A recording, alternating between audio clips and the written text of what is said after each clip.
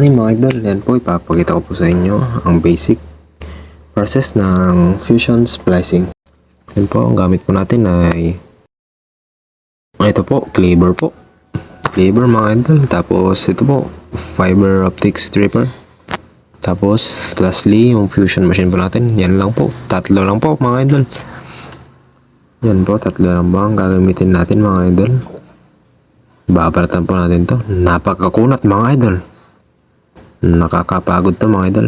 Napakakunat nito. Wala tayong tools. Sige. Pero binabanatan to mga idol. Gusto kong kagatin mga idol sa kunat niya. Pero okay lang po.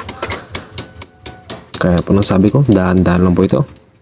Baka masira po ang fiber sa loob. Yan na po. Bumilis po ang video. At pagtapos po balatan na ito, dahan-dahan lang po sa pagbalat na ito. Dahil medyo mahirap-hirap po ito. Balatan dahil baka masira po na sa loob. Pagtapos po ay ati po ang babalatan ng gamit ang fiber cable strip. Basta yun po, stripper po mga idol. Cleaver na po ang gamitin natin mga idol para pantay po siya na parehas po pantay yung dulo pag finusion po natin. Baka may matirang crack po sa gitna pag hindi kutsilyo lang po ang gamit natin. Yan po pag ano na po natin, ilalagay na po natin siya dito sa ating fusion machine. Yan po. Dapat, ingatan nyo po ang fusion machine na ito. Presyo po ito ng isang motor. Napakamahal mga idol.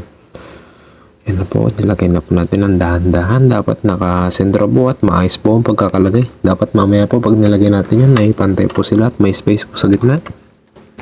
Yan na po, nilapag na po. Tapos, ganun din po ang gagawin natin sa kabila. Tapos ganun ang gagawin natin. Medyo mahirap-hirap po ito mga idol. Napakakunat talaga, ang hirap balatan. Pero ayun na po, nabalatan ko na po ng mabilis lang. Dahil mabilis lang po yung video natin na yan po. Babalatan po ulit natin ng fiber optic stripper. Ayan na po. Babalatan lang po natin saglit. Tapos i-cleaver po natin para maayos po at pantay po ang pagkakahati sa kanya. Ayan na po, nahati na po natin. Nagkamali po ako mga idol. Unahin po muna natin to. Yan po, dapat unahin po pala yung ganyan kasi mapuputol po. Advice ko lang mga idol, medyo habaan nyo po pag binalatan nyo po yung fiber. Yan po, para ma-fusion nyo po at malagyan po ng sleeve. Dahan-dahan na po kasi medyo sensitive na po kasi pag natanggal yung coating nya, yung kulay blue na nakikita nyo. Yan po, nilagay na ho.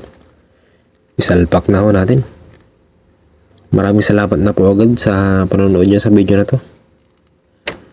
Ngayon na po ako magpapasalamat kasi mamaya baka bumilis-bilisan na po. Ito naman po. Ito po, nilagyan ko na po yung sleeve natin. Tapos pinusin na po natin. Yan na po. Clean na po yan. Tapos may crack pa sa gitna. Sige po.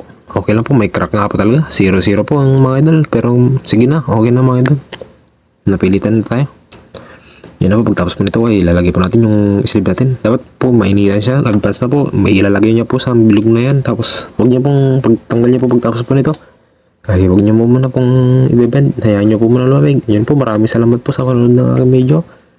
Mga idol, thank you po mga idol.